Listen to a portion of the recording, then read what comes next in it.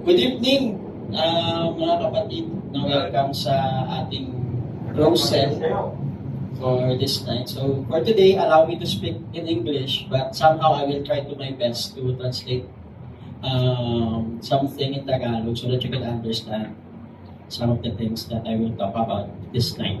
Okay lang ba yun? Alright. Okay, sige. So, before we start, let's pray. Hallelujah! Heavenly Father, we thank you, God, for this day. Panginoon, salamat po sa patuloy niyo pong pagsama po sa amin. Sa patuloy, Lord God, na kabutihan niyo po sa aming buhay. May you continue to guide us, O God, and give us a heart that's always teachable and humble, so that whenever we're going to receive your word, O God, we are going to accept it wholeheartedly, Panginoon. Kaya dayaan niyo po, itago niyo lamang po ako sa inyong likuran, and kayo po rin yung experience at mangusap sa amin ngayong gabi, Panginoon. Kaya we thank you, we glorify you, in Jesus' name we pray. Amen. So before I start, I want to ask who among you memorize the fruit of the Holy Spirit? Is there anyone here memorize the fruit of the Holy Spirit? One, two. So the fruit of the Holy Spirit, sabi dito, it says here, but the Holy Spirit produces the kind of fruit in our lives: love, joy, peace, kindness, goodness, patience, faithfulness, gentleness, and self-control. So the last thing that's been said there is self-control. So that's the thing that we're going to talk about this night, self-control.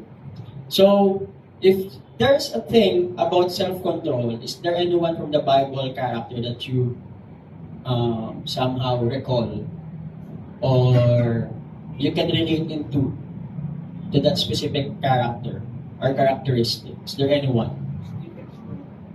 Who? Stephen Stone. Alright. Joseph. Alright, Joseph. So that's what we're going to talk about this night. However, yung example ko parang nag-CR ata. Sige, but before, I know any one of us know about Joseph. It's not our former president, sabi, walang kaibigan, walang pare. That's not him. And it's not also Joseph, who's the husband of Mary. No, that's not the one. But we're going to talk about Joseph, the dreamer. So our topic for tonight is about the power of self-control. Now, so before we're going to talk about Joseph, I would like to give a short illustration for us to better know who Joseph is. Okay lang ba yun? Alright, so may we call on Brett in front, so we can know about Joseph. Sabi dyan,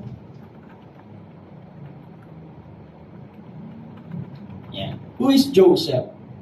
Sabi po, in Bible it says, Joseph is a young man. Young ba to? At the same time, Joseph is a handsome one. Handsome ba? Parang may duda kayo. Parang may nagipagdano.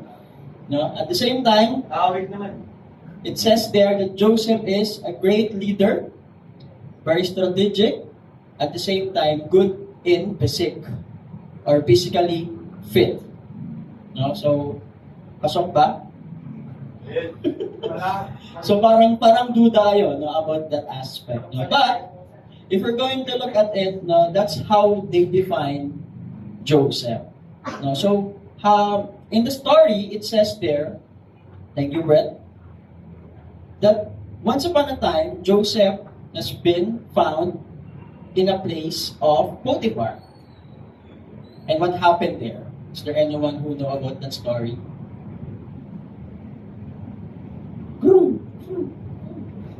That's the time that Joseph has been tempted, seduced by the Potiphar's wife. So, if we're going to look at it, it says there that there's a young man who's very handsome, No? Kumbaga, in Tagalog, we can say that yung pali na yung lumalapit sa manok. Because Potiphar's wife is so persistent to attract and to seduce Joseph. Because, ano natin, pogi eh. No? At the same time, Joseph is very far from home. He's the only one who's left in that specific place. No? Faced with a powerful temptation, at the same time, no one is watching.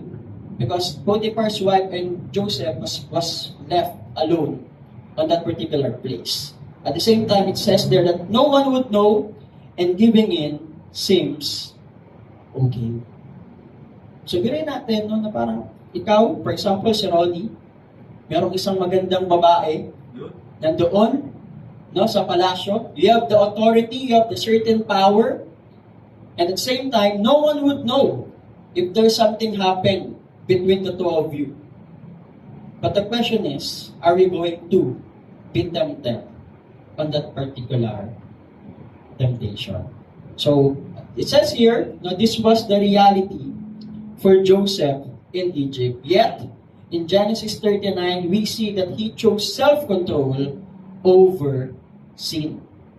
Today, let's explore how this decision shaped his destiny and what it teaches us about the power of self-control in our life. So before we run down our point for today, let me just read some of the verses here in chapter 39. In verse 1, it says, when Joseph was taken to Egypt by the Ishmaelite traders, he was purchased by Potiphar, an Egyptian officer.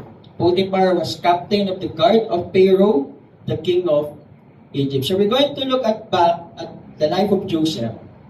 He was sold out as a captive or as a slave to Potiphar. That's why he came there to that specific place. In the second verse, it says, the Lord was with Joseph. So he succeeded in everything he did as he served in the home of his Egyptian master. Now, from the very start, from the very beginning, the Lord was already with Joseph. Di ba kung isipin natin na parang ang sarap sa pakiramdam, no? Nakasama ko yung Diyos every time I go. Diba? At the same time, if we're going to look at the life of Joseph, that's so tragic. Kumbaga, binenta siya ng pinag-isipan siya ng mga kapatid niya na patayin. No? He was sold as a slave to the Egyptian masters. And a lot of things happened in Joseph's life. But it says here, the Lord was with Joseph. In the following verse, it says, Potiphar noticed this and realized that the Lord was with Joseph, giving him success in everything he did. So si Potiphar, the one who's owned that land, nakita niya nakasama lagi ng Diyos si Joseph, na lahat ng ginagawa niya became successful. Now, in the following verse, it says, this pleased Potiphar as he soon made Joseph his personal attendant. So from the very beginning, kakarating niya pa lang doon on that particular area. No, because the Lord was with Joseph, na-promote kagad siya to become the personal attendant of Potiphar. So biruin mo yun, no? From once a slave, you held a certain position already on that particular area, no? or that particular place. It says here, he put him in charge of his entire household and everything he owned. No? For example, si Carlo, bago lang siya, no, sa isang company at wala siyang kaalam-alam sa mga bagay na ginagawa doon. Tingin niyo yung boss niya will give his full trust in everything he owned right then and there? For sure, he will not.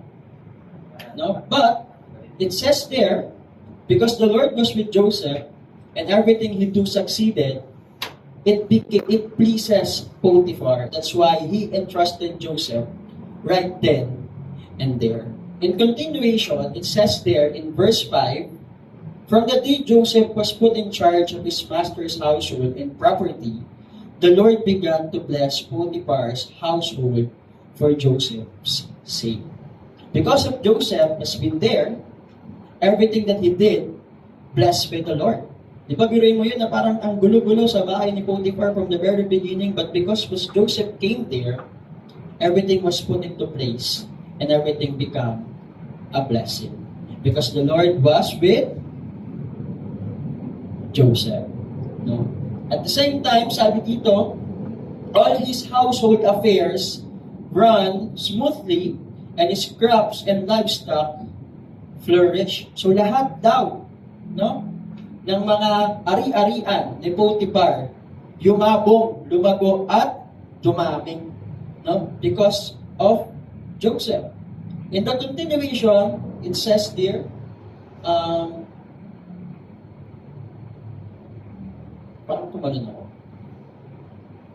And verse 6, it says there, so Potiphar gave Joseph complete administrative responsibility over everything he owned. No, so binigyan siya ng authority, administrative responsibility for everything he owned. With Joseph there, he didn't worry about a thing. So birin mo kung gaano kagaling na admin si Joseph, no? Because he's the one who manages the everything in Potiphar's territory, no? Sabi diyan, he didn't worry about a thing. So wala na siyang iniintindi. Kumbaga sitting pretty na lang si Potiphar doon. Kumbaga ang alam niya, kaya na lahat ni Joseph yan. Kasi magaling naman siya. He's a great leader, at the same time a strategic one. No? In continuation, it says, with Joseph there, except what kind of food to eat. Kumbaga yun lang doon iniisip ni Potiphar. Kung ano yung kakainin ko ngayong araw. Diba? Problema nyo rin ba yun? Kung anong kakainin nyo ngayong araw? No, sana lahat, ganun lang iniisip. No? And at the same time, Joseph was very handsome and well-built young man. Diba? Very handsome and well-built young man. That's why, no, on the following verse, it says, in verse 7, and Potiphar's wife soon began to look at him lustfully. Tinignan siya na merong pagnanasa. No, because he was very handsome and well built. At the same time, batang-bata, no, kumbaga fresh na fresh. No, ganun do yung itsura ni Joseph. No, sabi dito ng wife ni Potiphar, "Come and sleep with me." She demanded, but Joseph refused. "Look," he told her, "my master trusts me with everything in his entire household." No? In verse 9 it says, "No one here has more authority than I do." Ibig sabihin, si Joseph na yung pinakamataas doon sa bahay na yun. Di ba sabi, no one here has more authority than I do. Kumbaga, next kay Potiphar, si Joseph na. No? At the same time, sabi dito, he has held back nothing from me except you. No? Nawala siyang ibang pinigil sa akin, kundi ikaw lang. No, kumbaga lahat meron akong control, except sa'yo. Kasi asawa ka niya. No? Sa pagpapatuloy, it says here, because you are his wife, how could I do such a wicked thing? It would be a great sin against God. Di ba ang ganda ng response ni Joseph? He didn't says that it would be a great sin from your husband. It says that it would be a great sin from God. Na ganun kagad yung perspective ni Joseph, ganun pa lang siya kababaw, no? Di pa rin na ganun kalalim yung pagkakaunawa niya or pagkakilala niya sa Diyos. No? In the following verse, it says, one day,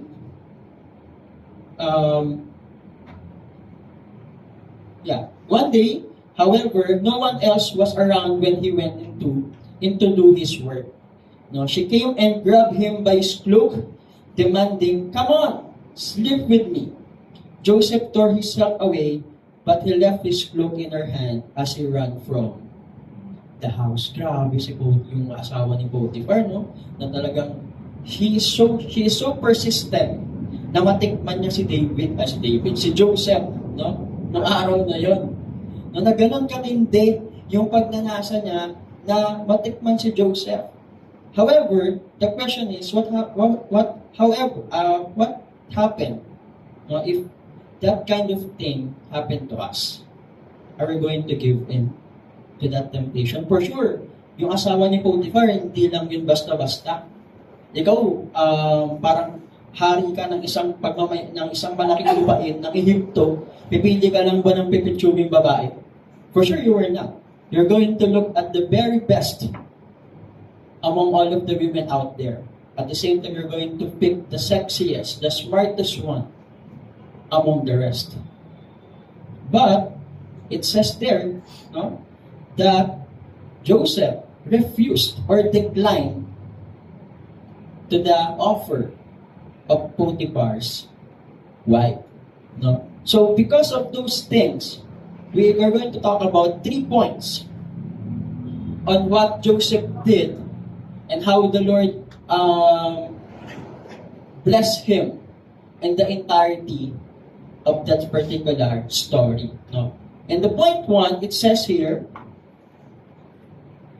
resisting temptation. No? If you're going to look back the story in verse 7 to 9, it says there, and Potiphar's wife soon began to look at him lustfully. No, kumbaga malayo pa lang nakita niya na si Joseph, no? And meron na siya kagang pagnanasa nung nakita niya si Joseph. Right there. No, siguro pagpunta pa lang ni Joseph doon, no, pwedeng nakita agad siya ng asawa ni Potiphar. Wapo na na. Parang pwede yun. Parang mas bata yun sa asawa ko, mas macho yun sa asawa ko. No, baka pwede ko yung matikman. No? At the same time, sabi there, come and sleep with me, she demanded. No? But Joseph refused. Look, he told her, my master trusts me with everything in his entire household. No one here has more authority than I do. He has held back nothing from me except you because you are his wife. How to do such a wicked thing? It would be a great sin against God. If we're going to look at it, tingin niyo ba isang beses lang siyang niyaya ng asawa ni Potiphar? For sure, it's not. No, for sure, there's a lot of temptation, or for sure, there's a lot of attempts happen on that particular thing. Hindi lang pwedeng isang beses lang yun. Nasabi kasi dun, persistently. At the same time, una pa lang, nakita niya na, at nung niyaya siya noong umpisa, hindi pumayag, dinulit ulit. No, na come and sleep with me. No, for us, most especially in our generation, for the young ones here, who's not yet married and don't have any relationship yet, no, na pwedeng malapit sa buhay ni Joseph, that's very young, well-built, nice, and handsome. Tingnan niyo yung katabi niyo kung handsome ba yan. Handsome ba ang inyong katabi? No? If there's someone out there who attempted and says to you, come and sleep with me, are you going to take that bait? Or are you going to have the same answer with what Joseph did? I do hope, no, na maging ganun yung tugon natin on how Joseph responded when Potiphar's wife tempted him. Sana ganun din yung maging response natin lahat. No? Sabi, Joseph was a handsome young man and Potiphar's wife persistently tempted him. Parang andyan na siya. There's no one out there in that particular room, just the two of them. At the same time, no one would know except the two of them on that particular day. For example, si Ronnie, ikaw. Ay! Diyan si Ivana. Ay na. Niyaya ka. Ay na kami. No? Sabi sa inyo, Ivana, Ronnie, Ay, na. lika dito. No? Ibig sabihin, andyan na yung tukso. Right in front of us. Pare na wala. Are we going to have the same response with Joseph? Or we're going to grasp that? And wala na talagang bibigyan. Hindi, ito na yun eh. Minsan lang to. No? Di natikim, sunggaw. No, ganun ka agad. No? But, however, that's not our God taught us. Amen?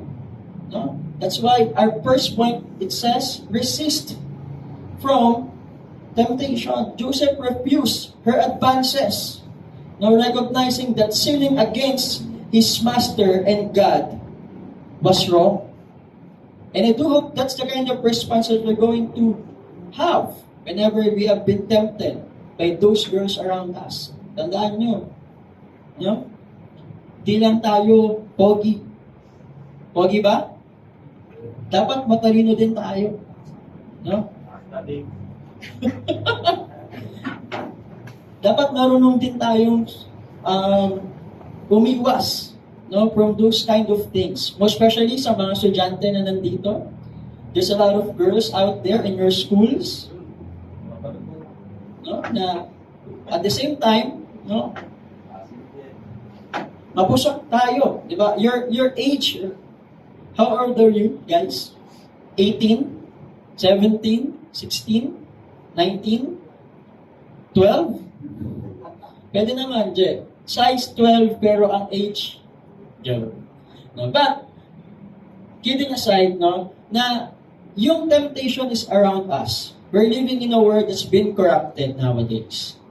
And just a click of one finger or snatch of our arms or fingers, we can do a lot of things. Go into certain videos that we wanted to watch, no? And at the same time, no, do certain things that are not pleasing in our God's eyes.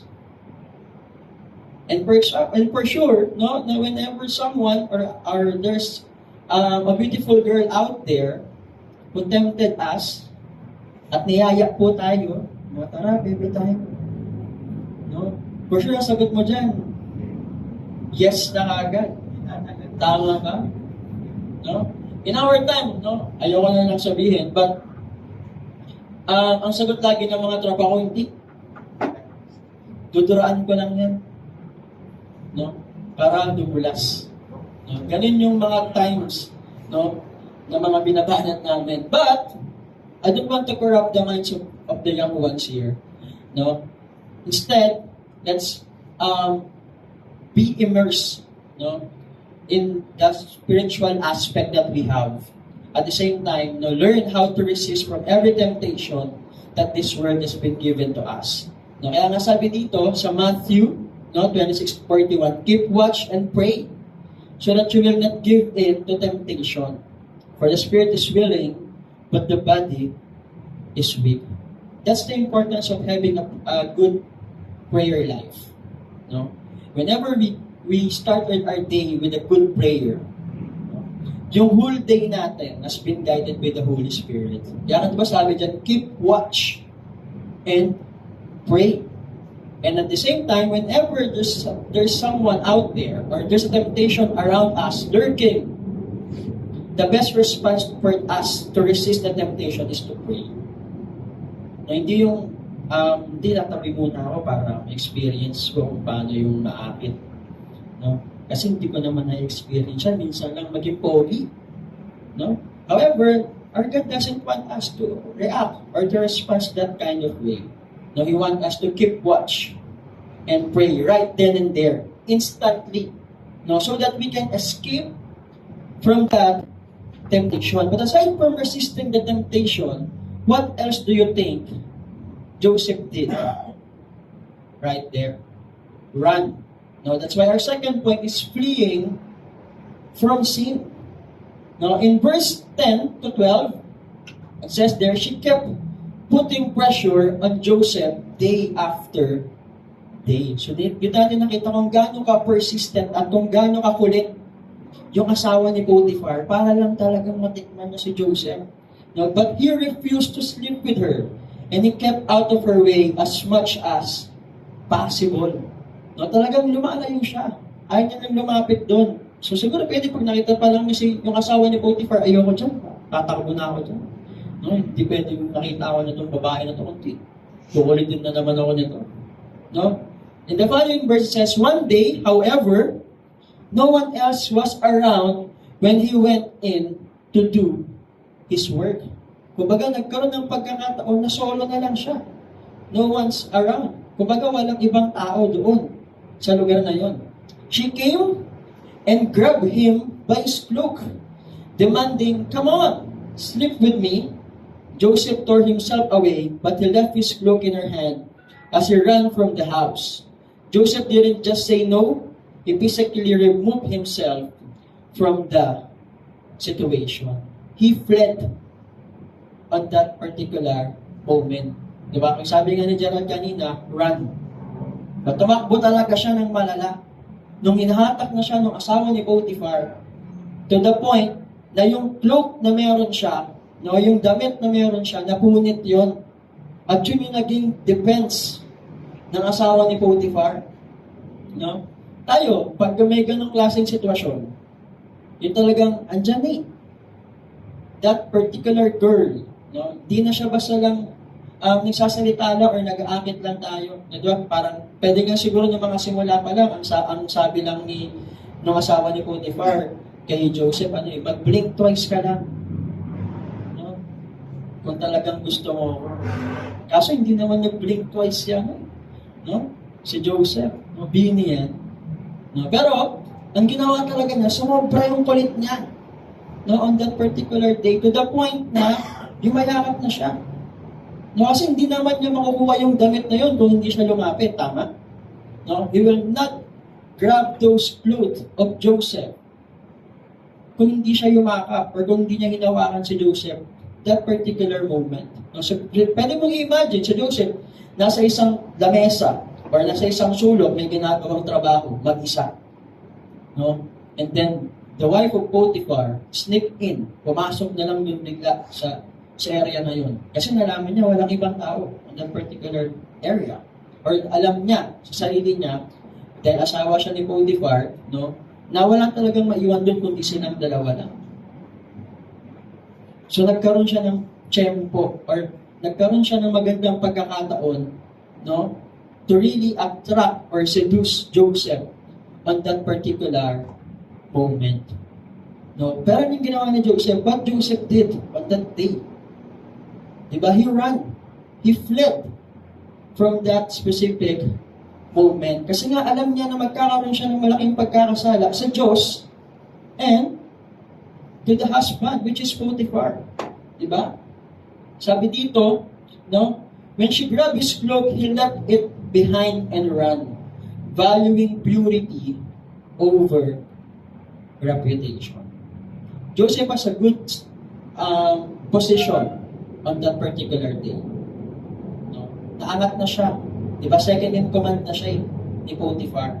But, he values more his purity rather than his reputation. The question is, to all of us, when that time comes, are we going to value our purity more? Or, as a man or as a guy, we're going to take charge for that as part of our reputation. Kasi pwede natin pag mayroon sa tropa natin, yung nakaisa ako. Diba? 1 point na ako, ikaw meron ka na ba? Diba usually yan ang usapin ng mga lalaki.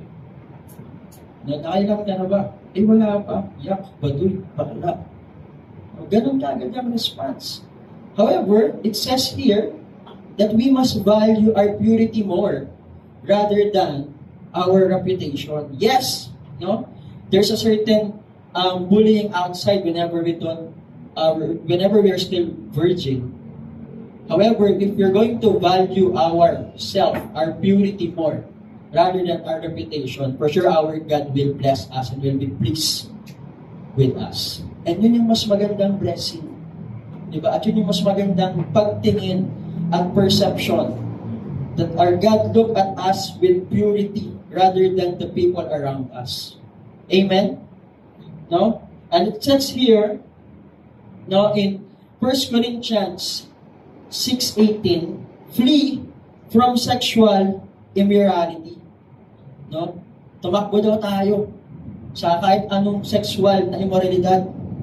All other sins persons commit are outside the body, but whoever sins sexually sin against their own